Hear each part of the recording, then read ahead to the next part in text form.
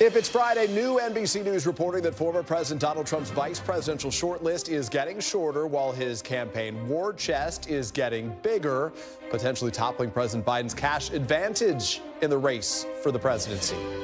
Plus, with major decisions still pending, the Supreme Court upholds a federal law barring domestic abusers from owning firearms, handing the Biden administration a victory on the key issue of gun safety ahead of November.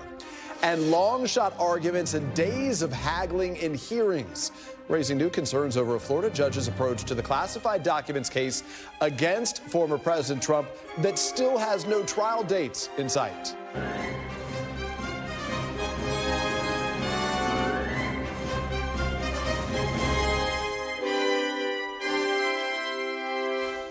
Welcome to Meet the Press Now. I'm Peter Alexander here in Washington, and we begin today with significant developments for Team Trump in the race for the White House. We have got fundraising reporting, new reporting showing the massive amount of cash that the Trump campaign brought in the month of May. We also have new reporting that the former president is now narrowing down his choices for running mates. This new reporting comes from my colleagues, and it shows that North Dakota Governor Doug Burgum and Ohio Senator D Vance have emerged as the top finalists to join Mr. Trump on the Republican presidential ticket. Both men fielded questions about the potential VP slot this week and spoke glowingly about the man at the top of the ticket. We're so lucky in the Republican Party that we've got so many strong bench of people that are coming up, so many people that are out there making a difference in campaigning for President Trump. And when he makes that decision, it's solely up to him. And he's the guy that controls the criteria. I know Trump very well. I like him. He's in very good health. And so I think whoever he selects as vice president is going to have a real opportunity to be a very good vice president for the country for the next 4 years. Yeah. And there are a lot of good people who could serve that job. Sources tell NBC News that Florida Senator Marco Rubio remains in contention, but there are doubts about his enthusiasm for the job and concerns about the constitutional requirement that he and Mr. Trump be from different states. Of course, they're both from Florida. And according to this new reporting from NBC News, there's also an ongoing discussion right now on the topic of when the VP pick will be announced, with some favoring an announcement around the RNC convention in Milwaukee. That kicks off on July 15th. Others are pushing to reveal the pick around Mr. Trump's July 11 sentencing for his Manhattan hush money conviction, perhaps a way to try to eclipse what could be a negative news cycle. But that guilty verdict was positive news, at least on the financial front, for the campaign, sparking a rash of campaign donations that helped the Trump campaign close what really was a significant fundraising gap with President Biden. NBC News has learned from FEC reports that businessman and former RFK Jr. backer, Timothy Mellon is his name, wrote a $50 million check to a pro-Trump super PAC on the day of Mr. Trump's conviction last month. That was the largest single contribution recorded this cycle. Campaign finance data released last night shows former President Trump and the RNC outpacing President Biden and the DNC in the month of May. Of course, all the caveats apply. This is an incomplete snapshot of the money situation without other big money affiliated groups. And when it comes to the key metric of how much cash they have on hand, here's what each campaign is saying that they have in their war chest. For the first time this year, Mr. Trump's political apparatus appears to have more cash on hand than its Democratic rivals, potentially carving into one of President Biden's biggest advantages this cycle. And joining me now on set is Ben Camisar with more on those campaign cash numbers. Dasha Burns is in Philly for us, the latest on the Trump Veep stakes she's watching. And Gabe Gutierrez is at his post outside the White House with the very latest from the Trump campaign as well. Let's start with you, Ben, because you're in person, so we'll get going. You have gone through all of these numbers as best we can. You've crunched the data for us. Tell us what we know and what we don't know when it comes to the campaign fundraiser. And ultimately, the biggest takeaway here is that there has been very much an evening in terms of this race. Exactly. I mean, for months and months, really since the start of the campaign, the Biden campaign, its broad apparatus, has been out fundraising the Trump campaign. It has said that this has been such a strength for them. It's allowed them to really just build this massive operation while Trump was sort of mired in legal concerns or mired on his primary fight. Now, in these last few months, we've seen things sort of shift. Now, as you said, this is new reporting just in this hour. Trump and his affiliated committees now say that they have more cash on hand than what the Biden campaign and its affiliates say. Your caveats are important. We don't know everything. We can't see everything, but it all kind of checks out from what we can look into. And this really is a fundamental shift and something that really takes a blow to Biden's one of his strengths. So let's break down sort of the details behind this, right? It looks like that conviction on those 34 felony counts for Donald Trump was a business boom, as it were, right? They just started seeing all sorts of donations rush in. Yes, it's a double-sided coin. I would imagine he probably would not have wanted to be convicted for his legal liability. However, it is clear that it's been a massive fundraising boon. You talked about that Timothy Mellon donation. That's huge. It's one of the largest donations individual we've seen in a while.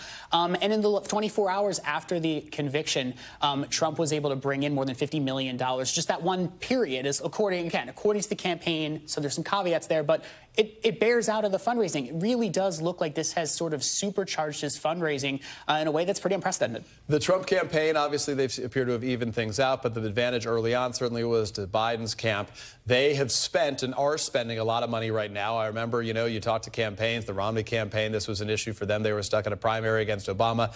They got beat up by the Obama folks before they could really engage on the other side. How much has the Biden folks, that team, really emphasized this early on to try to redefine or, again, emphasize the definition, as it were, of Donald Trump? No, it's a good question. And really, this is what the Biden campaign points to as a long-held, durable advantage. They say, sure, we all knew that Donald Trump would catch up. But that's why we, speaking of his Biden campaign, have been building out this large organization in swing states with tens of millions of dollars in messaging and millions of dollars in organizing on the ground in the key battlegrounds. So they say that, they knew this was going to happen, and that's why they put in all the early work. The question is going to be ultimately what bears fruit, the early work or sort of this last minute spike. And it's sort of interesting, right, because Donald Trump, part of the thinking behind his VP pick was who's going to be able to help him raise some money. He may not need all that help these days, but I do want to talk about, Ben, thank you, the VP conversation right now with Dasha Burns again in Philadelphia ahead of the president's former president speaking there. Burgum and Vance now at the top of the pack, according to our reporting. What are we learning, and what are the strengths that Trump world views them as offering here? Well, yeah, Peter, we started with a list of more than a dozen, and now we're down to 2, maybe 3, of course, with the caveat, as always, that it is former President Trump, and he could always pick a dark horse candidate we don't know about right now. But according to our reporting, it is Burgum and Vance that are the top 2, with Rubio sort of in that third-place position. Look, you've been seeing Governor Doug Burgum around a lot lately. He's been with Trump on the campaign trail. He went and visited him at the courthouse in New York twice. He's been fundraising for him. The former president likes that he is a good-looking guy. This is something that's important to him. He talks about central casting all the time, right? He's someone who has experience in business. He's wealthy, all pros for the Trump column. And he's also, a respectable governor, but not a sort of threatening figure, not someone who might overshadow the former president. On the other hand, you have J.D. Vance, the senator from Ohio, who is more of a MAGA firebrand. He has the benefit of having the backing of the former president's son,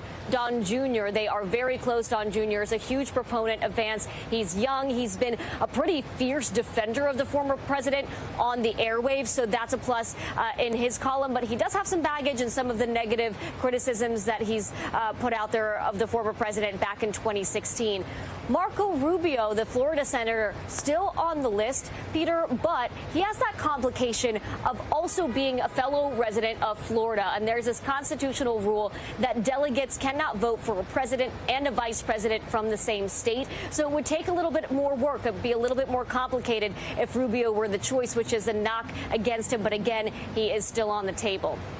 So, Dasha, let's talk a little bit about the timing here, right? Because the conventional wisdom, and Donald Trump had said this publicly in some of his interviews, was that he was leaning toward trying to make this a big flashing announcement that would come at the convention to take place next month in Milwaukee. But now there's some reporting that that those in Trump world are looking at the option of doing it sooner than that. What is the thinking?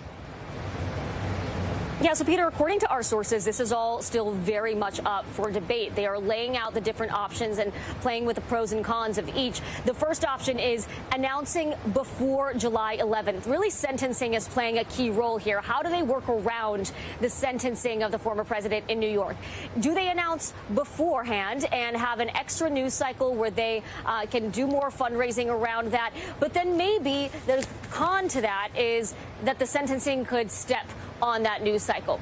Do they decide to announce right around the sentencing date and try to potentially get away from a damaging news cycle? Or do they go the more conventional route and do a sort of show-stopping, glitzy announcement at the convention? And even if it's the convention, which day do they do it? So all of that is still under debate, Peter. And again, of course, a big conversation about how much value there is in the VP pick these days. Of course, there is one debate between the vice presidential candidate and the current vice president, so for good reason, we'll all be watching.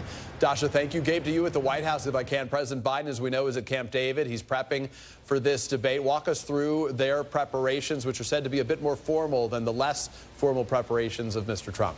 Yeah, that's right, Peter. President Biden expected to be at Camp David through at least Monday, and that debate prep is already underway. The president was asked on his way to Camp David yesterday by a reporter how the prep was going. He gave a thumbs up, and that debate prep is being led by his former chief of staff, Ron Klain. And we're told that the Biden team really sees this as an opportunity to reach an audience that may not have been tuning in so far during this election cycle, and they really want to establish that contrast between President Biden and his opponent, former President Trump. Now, after winning a coin toss, Peter, as you know, President Biden has chosen a podium on the right side of the stage. We're told that that was his preference, and also former President Trump will deliver the last closing statement. President Biden will deliver the first closing statement, Peter. And Gabe, you've done some reporting, and you have new reporting with the Biden team and about how they are dealing with what they call these cheap fake videos. What are they telling you, and how big of an issue is this? This is something that I think is going to increasingly become on the radar for a lot of Americans. Yeah, that's right. And this election cycle especially, over the last couple of weeks, there's been an uptick in these types of videos that have been posted, and Biden campaign has been responding more aggressively. And yes, as you said, we spoke with a Biden campaign official at their headquarters in Wilmington, Delaware, and this comes as both sides are fighting this online war ahead of the debate aggressively, trying to own the narrative. The video went viral faster than usual. President Biden at the G7 summit in Italy, surrounded by world leaders, appearing to wander off before being pulled back to the group by the Italian prime minister. In reality, another camera angle showed the president was actually trying to greet skydivers who just finished a demonstration. But the Republican National Committee and conservative media quickly amplified the first angle, falsely claiming the president was meandering. The Biden campaign is calling it a, quote, cheap fake. What is a cheap fake? Cheap fakes are these, deceptively edited videos, and they're a huge part of Donald Trump's campaign strategy. I think anytime you see, a viral video like this, you should approach it with a level of skepticism, because this is part of a deliberate strategy to deceive and distract voters from his historically unpopular agenda. Rob Flaherty is Biden's deputy campaign manager, who's overseeing the escalating digital war and slamming the Trump campaign, saying it's increasingly taking videos out of context. We have to be more aggressive about monitoring, about intervening, about taking action against it, because it is just going to be such a centerpiece of how he's communicating. And how do you make that decision? Which videos do you choose to push back on? Why did this one trigger that type of response? Well, we're always looking for what is starting to pick up velocity on the internet, how quick are things moving, and you need a whole campaign approach to push back, right? This is not just a thing that happens online, it's a thing that happens in the mainstream media, it's a thing that happens in people's social networks. So, we need to bring every tool to bear to be able to push back, because these things are going to be coming in so frequently and so hot and heavy, because it is such a feature of Donald Trump's strategy, because this is what he talks about when he has nothing else to run on. That G7 video is among a string of clips that some Republicans say raises concerns about President Biden's age and abilities, like this clip of President Biden standing still for several seconds on stage at a Hollywood fundraiser until former President Obama leads him off stage. And another where he also stood still as people danced around him during a Juneteenth celebration. The White House says the president did not freeze in these incidents, but was enjoying the moments. The Trump team insists the videos are not misleading and were not digitally altered. These are real, factual, visual representations of Joe Biden. The Biden campaign is trying to convince the American public not to believe their own eyes. We are simply posting these videos for the world to see and to come to their own conclusion on, which the American public has. There is nothing misleading about posting a video and allowing voters to decide how they feel about it. The Trump campaign argues the Biden team has taken the former president's words out of context. We're going to put a 100% tariff on every single car that comes across the line. Now, if I don't get elected, it's going to be a bloodbath. By claiming that comment referred to political violence instead of economic pain. Then he said if he loses, it's going to be a bloodbath. It's called the bloodbath hoax, taking my words completely out of context. There's always been misinformation during campaigns, but this election cycle, cyber experts expect much more of it, including AI-generated deepfakes. Current and former officials tell NBC News that the FBI and Department of Homeland Security have no firm plan to alert the public about deepfakes or other false information during the 2024 election, unless it's clearly coming from a foreign actor and poses a sufficiently grave threat. A digital battlefield raising questions about free speech, censorship, and partisan politics. In such a close campaign, do you think that these types of videos could make the difference? Well, in a close campaign, anything can make a difference. But with these videos in particular, we have to be vigilant because they are going to come at us quickly and frequently. And that's why people watching at home need to be skeptical of things that they see going viral, because these things are not there by accident.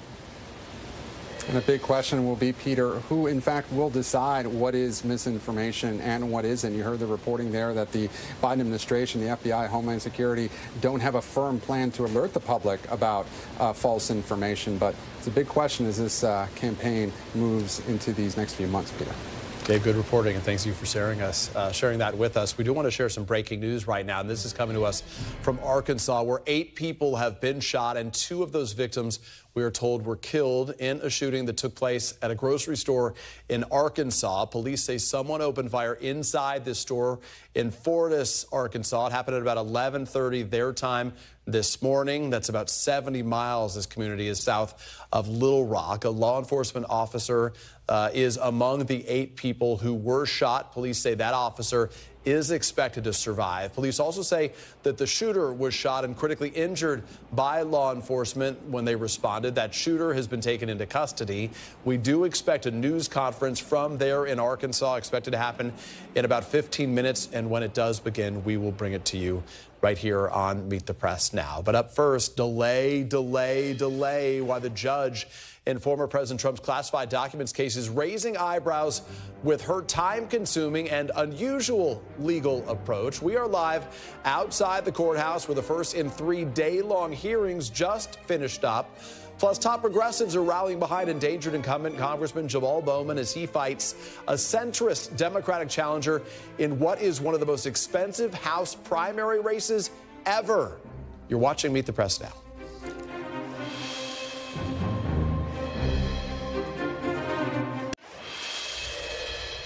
Welcome back. As we await the Supreme Court's decision on whether Donald Trump has immunity in the federal election interference case, it has been another eventful day in the special counsel's other case against him. Judge Eileen Cannon just wrapped up a hearing on Mr. Trump's motion to dismiss the classified documents case, with the former president's lawyers arguing that special counsel Jack Smith's appointment was unconstitutional. The judge seemed skeptical of the defense's argument that the special counsel was subject to Senate confirmation. Most legal experts were skeptical before today's hearing even took place. But the hearing itself highlights the scrutiny that Judge Cannon is facing on how she has conducted this case to this point.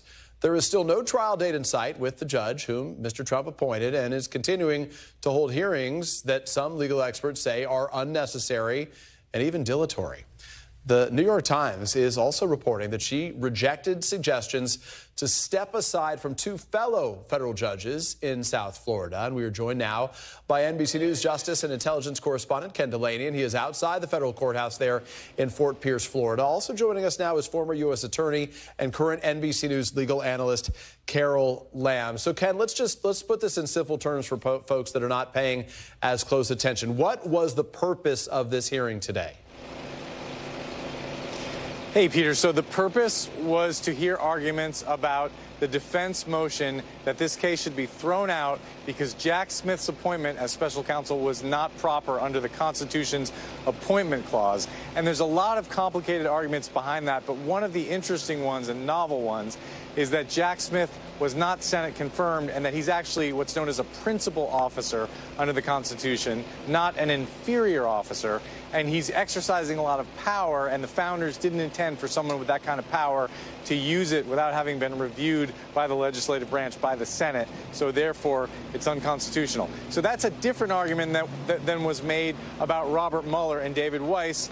Those people were also a subject of arguments that they were appointed unconstitutionally, and those lost at the appeals court level. And so that's why a lot of people are questioning why the judge is having this day-long hearing. Another extraordinary thing that happened today is that the judge allowed so-called friends of the court, outside lawyers who are not litigating in this case, to come into her courtroom and argue about this constitutional issue. That never happens in a criminal case at the trial court level. It might happen at the appeals court level, but not at the trial court level. That really raised a lot of eyebrows and suggested that Judge Cannon is really dragging this thing out. She's a very inexperienced judge. This is her fifth trial since she's taken the bench. And, you know, her defenders say that she's just trying to ensure fairness here, but the result is that, you know, there are many unresolved disputes that still haven't been the subject of hearings yet.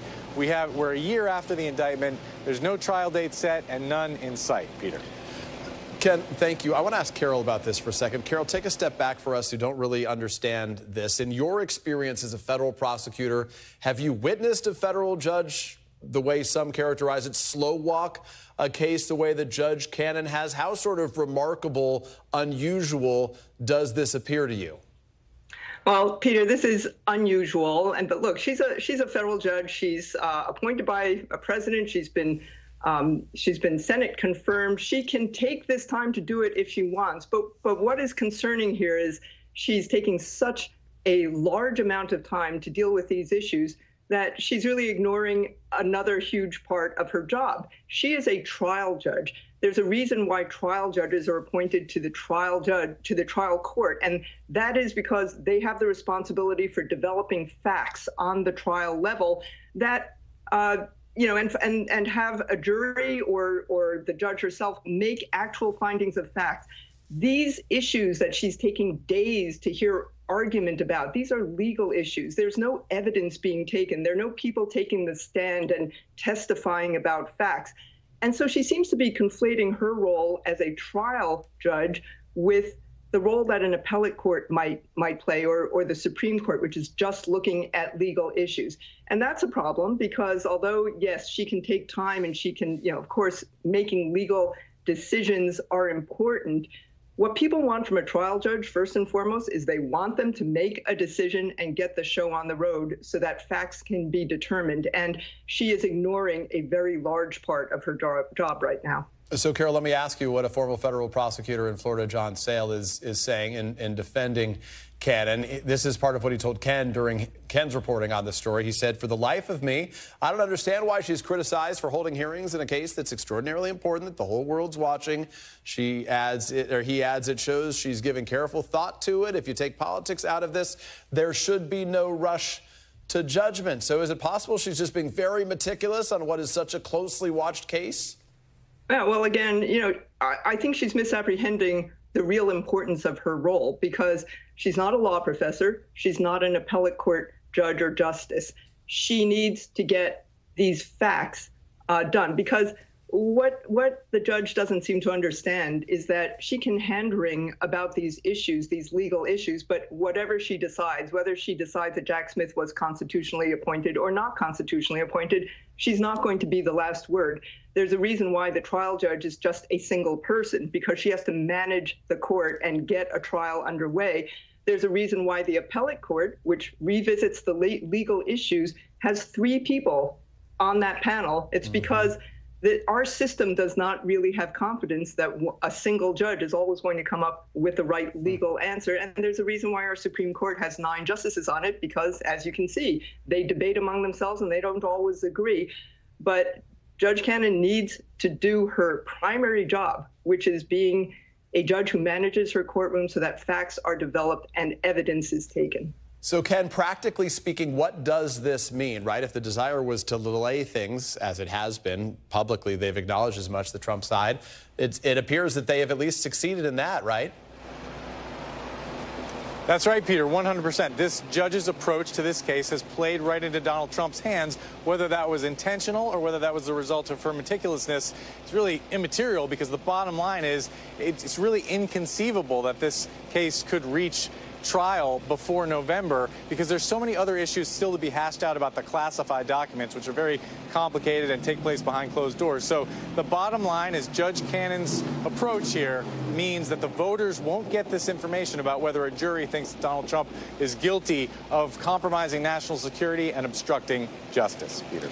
And Carol, if I can, just last question to you, which is there any higher court that could serve as a check on Judge Cannon in this way? Is there any way that she could be compelled to step aside, or is this just what it's going to look like, I think? Peter, it just hasn't gotten to that point yet. This is the way our system is built. She has life tenure. She can manage her courtroom the way she wants to manage it until there's an identifiable breach of a party's right. And at this point, we haven't gotten there yet. And she was selected for this case randomly, isn't that right? Fairly random, but if you actually look at the way she ended up with the case, Jack Smith had to actually say that the events in this case occurred at Mar-a-Lago, which was actually in a certain area of the district that kind of put her as one of maybe 5 or 6 judges who could potentially get the case. And the way the wheel was drawn, she got it. It wasn't a good day for Jack Smith. I'm sure he wasn't happy about it, but that's, when you're a litigator, those are the things that happen. You have to just sort of deal with what you're dealt. Yeah, so there was a wheel, but it was a smaller wheel based on where this case was basically focused. Carol Lamb, I always appreciate your expertise. Ken Delaney, and thanks for your new reporting today, my friend. Coming up next right here at 8-1 decision today at the Supreme Court, upholding the federal gun restrictions that bar domestic abusers from owning firearms, what it says about the justice's thoughts on gun rights, plus the key rulings that we are still waiting for this term. That's all ahead next. You're watching Meet the Press Now.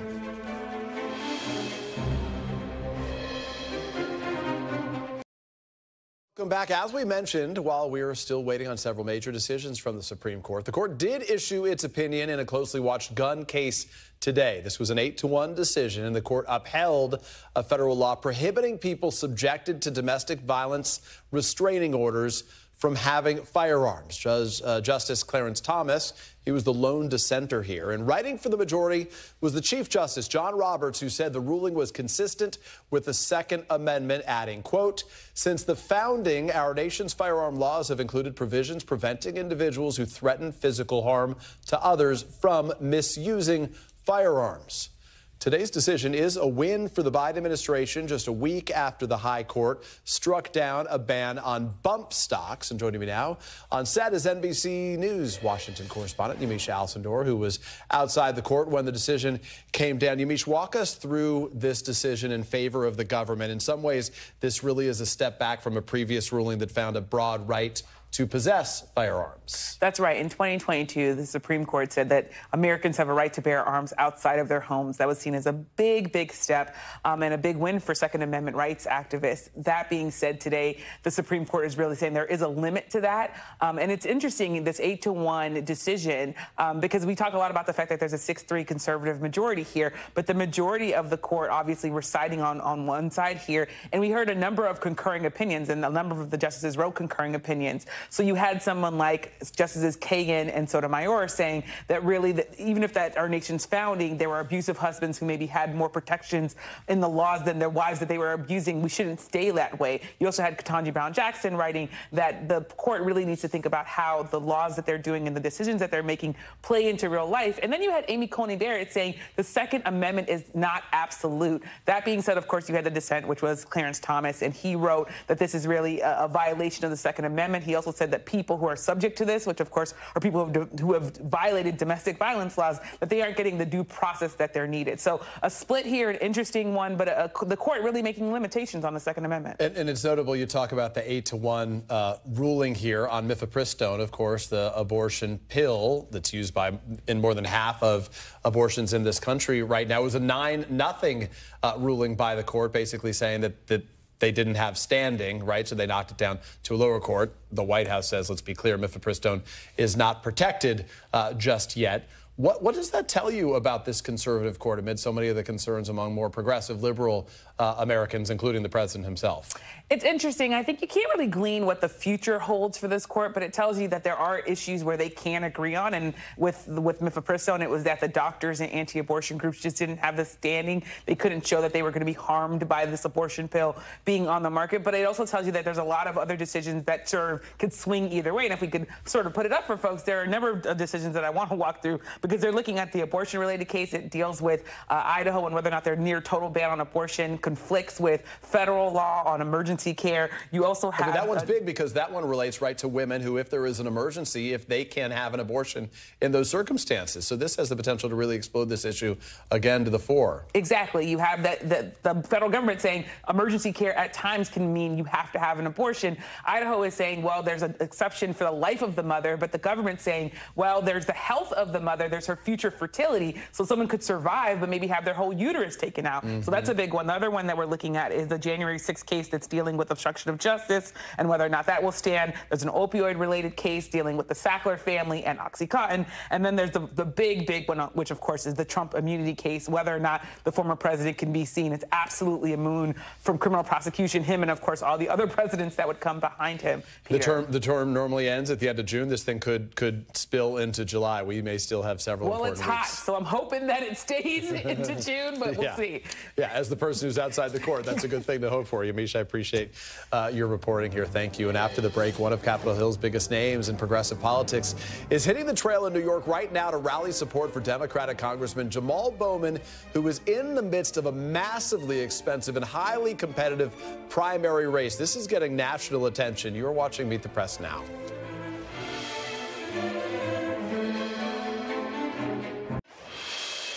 Welcome back. The divide between progressives and centrists within the Democratic Party will be back on full display next Tuesday in New York's 16th Congressional District. That's where Congressman Jamaal Bowman is trying to fend off a primary challenge from the Westchester County Executive, George Latimer. Today, Bowman is getting a boost from Vermont Senator Bernie Sanders, who joined Bowman on the campaign trail ahead of a rally with fellow progressive New Yorker Alexandria Ocasio-Cortez tomorrow.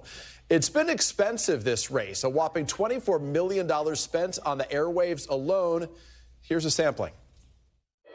Jamaal Bowman keeps attacking President Biden, and it's hurting New York. Bowman called President Biden a liar. He voted against the president's Infrastructure Act. Mega donors are spending millions to smear Jamaal Bowman. George Latimer criticized for taking money from Trump donors, opposition to Biden agenda. I used to be for Jamaal Bowman, but not anymore. Bowman put his extreme ideology ahead of us. Latimer has sold out to Republican donors, supporting Netanyahu's unpopular war over Biden's calls for peace. But Jamaal Bowman always stands up for what's right. That's what we call a mashup. That can make you dizzy, but it happens back to back on the airwaves in New York these days. Joining me now for more on this race, NBC News senior national political reporter Sahil Kapoor. Sahil, how worried are progressives about this challenge from Latimer, and how much are both candidates really trying to paint themselves as the one true ally to President Biden? Oh, they're worried, Peter. You don't bring in Bernie Sanders and AOC in the final run-up to an election if you are coasting to renomination, without much of a challenge. This is a very serious threat to Congressman Jamaal Bowman, backed by millions and millions of dollars, eye-popping sums of money, which are unusual to see in a Democratic primary. And the reason progressives are taking this so seriously is that they're eager to hold the line with their now 9 squad members. They worry about what message it could send, what impact it could have on other progressives if one of their own gets taken out. Remember, it's been 6 years since the squad was effectively formed, and its members keep facing primary challenges, and they've always beaten them back. They've never lost a single one of their members, and this would be, if Bowman loses, the first loss. A recent poll did find Bowman down by double digits, but polling is sparse in this race, and it's still unclear what the outcome will be. There have been thousands of votes cast early, and this does seem to be striking a chord when you've got someone like Hillary Clinton jumping in this race to endorse against the incumbent Jamaal Bowman. She backed George Latimer. Now, Latimer's allies are accusing Bowman, as he showed in this, in that mashup, of going after President Biden, voting against his Infrastructure Act. They're trying to make this kind of a referendum on him, and Bowman, for his part, is trying to counter that, touting his support for Biden, touting his support for his measures on climate change, his attempts to combat gun violence, and saying his position on Israel, which is a huge flashpoint in this race, is about standing on moral conviction. Let me ask you, Sahil, very quickly about that topic. Bowman, obviously an outspoken critic of the war, in Gaza right now. That this really amplifies larger divisions that exist between the president and progressives right now. How does that weigh into this race? Yeah, it absolutely does. And the issue of Israel and Hamas, that war, is the single biggest flashpoint in this race, because that's what's driving so much of the money that's coming in from pro-Israel groups, including AIPAC affiliates. It's what has prompted progressives to cobble together their own millions of dollars to try to defend Jamaal Bowman. And it's also creating consternation within the New York Democratic delegation, even in fellow New York City area blue districts. That includes a spat between Bowman and Congressman Richie Torres. Let's show a tweet that Richie Torres put up after Bowman accused him on a recent podcast of being calculating with his pro-Israel position. Torres says, quote, "I care as much about his opinion on me as I do about his opinion on how to properly pull a fire alarm." That's referring to a recent incident that Bowman had last year, or his opinion of how to remain in Congress. He says his opinion of me is worse than a rubber stamp, leaves no impression like his legislative record. Peter. So let's leave it there and get right to our panel on this topic. Joining us here is Idris Kaloun, Washington Bureau Chief for The Economist, Maria Teresa Kumar, President and CEO of Voto Latino and an NBC News political analyst, and Mark Short, former Chief of Staff to Vice President Mike Pence, also an NBC News contributor. Idris, let's ask you first. Bernie Sanders is out. Hillary Clinton endorsed Latimer. This is like the 2016 campaign just revisiting itself right now on the Democratic side. Yeah, and it matters a lot, right? So Cori Bush is also facing a primary along these lines. Bowman is the most vulnerable squad member. He's got millions of money from AIPAC affiliates. He's also a poor guy, got the crypto lobby going after him. I mean, he's really taking it on, and it looks like he's losing in the polls. At least that's what we know from now. And Maria Teresa, I mean, obviously the challenge here for Democrats, right, is this just amplifies the divisions within the party, particularly as it relates to the situation between Israel and Hamas right now. This week you've seen the sort of blowing up of the relationship between Netanyahu and President Biden. This is a real challenge for Democrats at a key time. Well, but I do think what it does do is that it demonstrates that democracy is actually playing out with the parties, right? You actually have debate within the Democratic Party. You actually have opposition, and they're battling it out, and the voters will decide. And that's more to be said than what you see on the Republican side, where Republicans have a tendency of all falling in line, and they happen to be falling in line all under Donald Trump. That is a challenge. Mark, you know that falling in line behind Donald Trump is something you've witnessed on your party side right now, but on this occasion, I think this demonstrates, it's usually the party that's united is the party that's succeeding. These divisions have the potential to hurt Democrats. I think for sure they do. I think the reality is that there's a lot more energy with the base when you have Bernie Sanders and AOC come out, but I think it's representative of his situation that he needs that. And I think that for the Democrat Party, they're probably concerned about things he'll say that'll hurt other candidates in the general election. When you're denying the reality of the attack on October 7th and saying they really didn't rape women and kill children, that's a real problem for Democrats. And so I think that that's the dynamic that's playing out, is they're concerned how this hurts them in the general election come November. Mondaire Jones, another race that we're watching, not far away there as well. He's up against Mike Lawler in the state. Your thoughts on that as we keep a close eye on some of these more progressive Democrats? Well, I think, the same thing with Mondaire Jones. I think the biggest challenge that the Democrats are going to have overall is how are you going to continue differentiating yourself and making sure that what Biden has been doing is creating progress in the communities. When you talk to a lot of these progressive young voters, they don't see the results yet. And that is the biggest challenge going into November, is how do you actually explain to them what they've actually been able to do, like student loans, like lowering the cost of insulin, and the list goes on. But right now, there's still that communication gap. So while we see these debates happening, I think they're fine. Right now, that looks like the Democrats are going to take the House back. The Senate is much more tenuous, and it's going to see what does Biden do when it comes to his communication strategy. You're smiling. Well, I mean, I think the reason that their communications have failed is because the record has failed. It's hard to communicate when your record is as bad as the Biden administration's is. So it's not a surprise they're having a hard time convincing younger voters, minority voters about their success. But where do you see, when you talk about the record has failed right now, like I recognize that messaging hasn't been good, but doesn't the Biden campaign have a good story to tell on bipartisan achievements? You talk about infrastructure. You can talk about a variety of things that his predecessor was unsuccessful in achieving here. Expanding NATO, I recognize was a war that didn't pre-exist. But where do you think is the biggest weak spot that Joe Biden's going to have to defend when he's on the debate stage? Sure, I think that the biggest challenge for Joe Biden is he promised to say, I'm going to restore normalcy. I'm tired of the drama the Trump administration provides. And what you wake up, you look at, Peter, is you look and you say, okay, I got war in Eastern Europe. I have war in the Middle East. I have inflation driving our economy. I have a crisis at the border. I have campus unrest. And I think it tends to people to say, you know what, this isn't really normalcy that I was hoping for.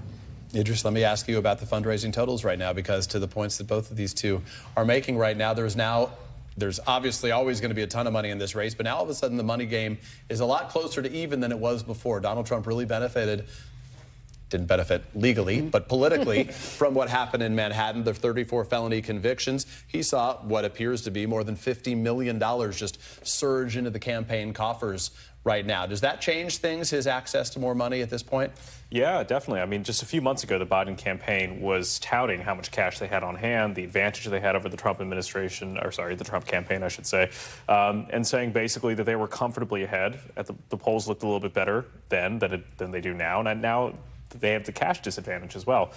They could make the claim that their campaign is maybe a little bit more advanced in the swing states, but in a lot of respects, they look behind. And I think that this goes to the policy question that we were talking about. If you look at the president's campaign website, there isn't a policy page, which is it's like a remarkable thing. There is one on Donald Trump's website, even though, as you said, there's a lot that he's done in the last 4 years that he would like to talk about. But we don't really see that happening. He's running as though he's, I think, a few points ahead, and really it doesn't seem like he is. Well, so the biggest moment, money aside, right, is it's free earned media when they're on the debate stage this week. They're both going to get, what is it, next week, next Thursday. Going to get, gosh, it's hard to keep track, right? Are we still in June? Where are we in this race? But it's the first chance, 90 minutes where each of these two are side by side. The Biden campaign wanted this June race, as you know well, Maria Teresa, because they wanted to shake up things, because it's been a largely static race right now. And also, frankly, because they think there are a lot of Americans that don't realize Donald Trump's going to be on the ticket, and they're hoping to reinforce some of the negatives he has that I dare say some Americans may have moved past, or there's a memory hole about his challenges. So what does Joe Biden need to accomplish most clearly on the debate stage on Thursday? I think one is contrast, because when you talk about what we had under Trump, there was so much anxiety of him being at the wheel. And he was able to demonstrate that he did everything he promised to do except infrastructure week. Biden has been able to complete that. But, you know, it was interesting. You start seeing Donald Trump and break down what he was saying at his most recent rally. It's the very first time that he started lowering expectations of his ability to actually go toe-to-toe with Joe. And that tells you that he himself is nervous, because he's not sure he's in the position that he would want to be going into the debate. Mark, you're going to be watching for what? Well, I think I'm looking for Joe Biden. I think he has more upside and more downside from this. The reality is that if Donald Trump has a poor performance, his base isn't going to leave him. It's locked in. Whereas I think people want to know, does Joe Biden have the stamina?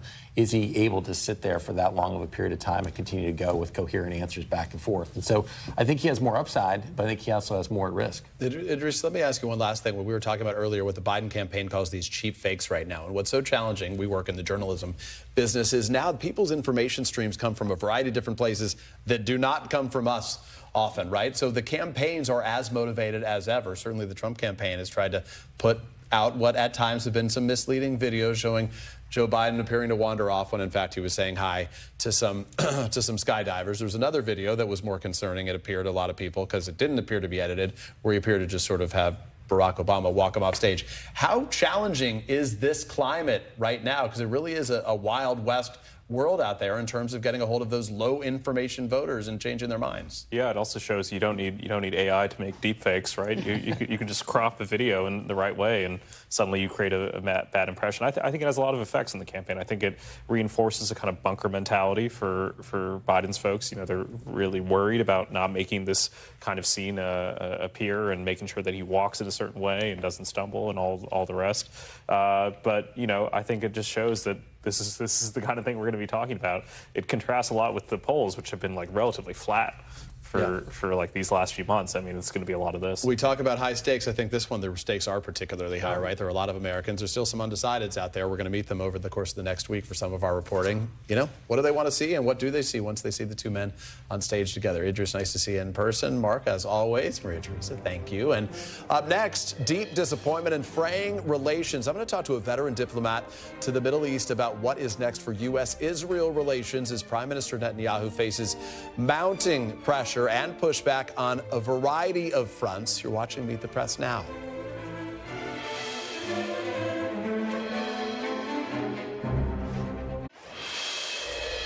Welcome back. The Biden administration and Israeli Prime Minister Benjamin Netanyahu keep clashing over claims that the U.S. is withholding weapons to Israel. The White House, the State Department, the Pentagon, all reiterating that U.S. policy has not changed and that with the exception of the high payload 2,000-pound bombs, the U.S. continues to provide weapons to Israel.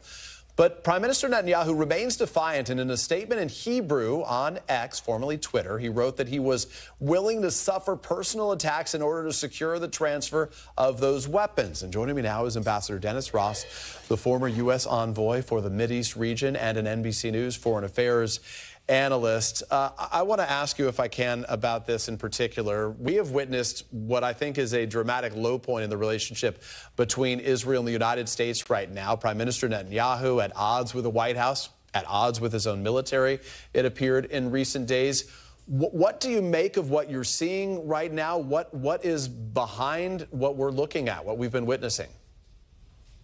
I think the key to understanding what's going on right now are Prime Minister Netanyahu's internal politics within the coalition itself. He has extreme members, extreme right-wing members of his coalition who want to see he's going to stand up to the United States. He has a military that is, for the first time, really questioning and highlighting the gaps between their views and the prime minister's. He has religious parties who are unhappy that a rabbi's bill is not going ahead. And he is in a place where he has very little maneuvering room. And I think he's trying to show the right wing that he is someone who can stand up to the United States when it's required. I think he hopes that will create a coalescence within the right wing and in a sense, reduce some of the friction within the current coalition. He realizes he doesn't have a big margin to spare. So I think what you're seeing right now is more an internally driven set of concerns than anything else. And Ambassador Ross, we have witnessed the sort of alienation, the isolation of Israel on the global stage right now. The U.S. is stuck with them, with the exception of that one review that's taking place related to 2,000-pound bombs.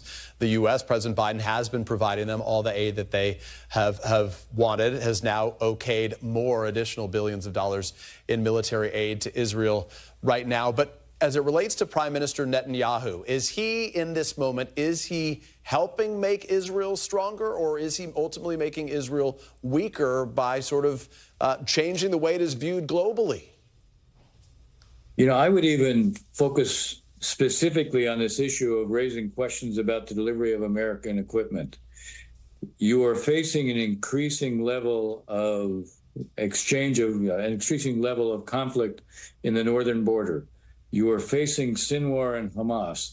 The last thing in the world you want to do is convey an image that there's a breach between the United States and Israel. For Nasrallah in Lebanon and Hezbollah, that tells him that if there's a problem between the U.S. and Israel, Israel's really not going to go to an all-out war with Hezbollah. If you're Sinwar and you see a breach between the United States and Israel, that tells you the time is on your side. So I would put it very much in the context of how is this affecting Israel's deterrence against those that it's fighting right now, or those who, in fact, it wants to deter from a larger conflict? Ambassador Dennis Ross, I very much appreciate your expertise and your perspective on this issue. Thank you very much. We're going to be keeping a close eye on it right now. I do want to say to our viewers that we are keeping a very close eye on another situation. This one is playing out in Arkansas right now, about 70 miles south of Little Rock. Officials there are about to provide an update on the shooting that took place at a grocery store that killed 2 people, injured 6 others earlier today. We are anticipating hearing from the Arkansas State Police just a matter of moments from now. Mike Kavanaugh, our expert on all things related to police and law enforcement, is joining us now as well. Mike, if you can walk us through, Jim Kavanaugh is the former ATF special agent. Sorry, I was thinking about Mike, who I had spoken to early in our broadcast. I just want to ask you, Jim, specifically on this topic right now and what we witnessed. It looks like there was a shootout with law enforcement. They arrived quickly. What more can you tell us about what we've been learning from the situation there? Well, there was earlier reports it was a rifle used in the attack, Peter. So, it'll be interesting to see what the state police and the sheriff tell us about that. What was the kind of weapon used? We have the report of 2 dead and 6 wounded and an officer injured as well. So it looks like the police officers, as patrol officers become the point of the spear, if you will, or the first, soldier in the trench. When these active shooters go, it's the first patrol car. It's not a SWAT team. It's the 911 dispatches the nearest deputy, the nearest police officer or state trooper, and they're the ones that usually intervene and get out and will tell us what happened. That's the Arkansas State Police there. So yeah, Jim, we'll see. I'm sure we'll have a host of federales and the state police. Yeah, they're all getting in place right now. We'll keep this conversation going until we hear from them. We expect to hear from a colonel with the Arkansas State Police in just a moment. Thanks for watching. Stay updated about breaking news and top stories on the NBC News app or follow us on social media.